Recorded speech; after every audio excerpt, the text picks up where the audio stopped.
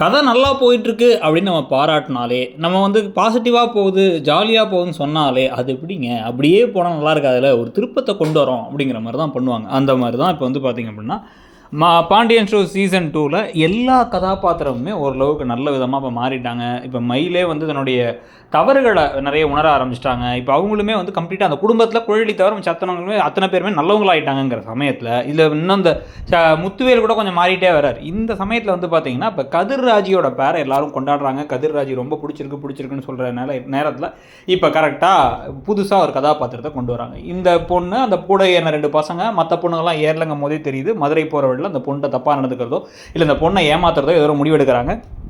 அப்போ கதிர் சண்டையெல்லாம் போட்டு அந்த பொண்ணை காப்பாற்றி அந்த பொண்ணை திருப்பி வீட்டுக்கு கூப்பிட்டு வர, இதுக்கு நடுவில் வந்து கதிர் தான் தப்பு பண்ணிட்டான்னு அவர் மேலே கேஸாக, அப்புறம் கடைசியில் அவர் இல்லை அப்படிங்கிற அந்த பொண்ணு சொன்னதுக்கு பிறகு கதிர் மேலே அந்த பொண்ணுக்கு காதல் வருது. அவர் சின்ன பையன் தான் அப்படின்னு நினச்சி காதல் வருது. கதிருக்குமே வந்து ஒரு வேளை வந்து அந்த பொண்ணு மேலே லைட்டாக காதல் வருது. ஏன்னா வந்து அவங்களுக்கு இன்னமும் வந்து ராஜி மேலே காதல்னு ஒன்று வரல, ஒரு ஒரு பிடிச்சிருக்கு அப்படிங்கிறத தாண்டி அதான் அந்த பொண்ணுக்கு நம்மளை பிடிக்காதுன்னு அவர் நினச்சிட்டு இருக்காரு. அதனால சரி ஓகே இந்த காதலை ஏற்றுக்கலாம், இது எப்படியுமே வந்து ஒரு சும்மா பொம்மை கல்யாணம் தானங்கிற மாதிரி ஒரு இடத்த கொண்டு வந்து இதையும் முக்கோண காதல் கதையாக மாற்றிடுவாங்களோங்கிற பயம் வர ஆரம்பிக்குது.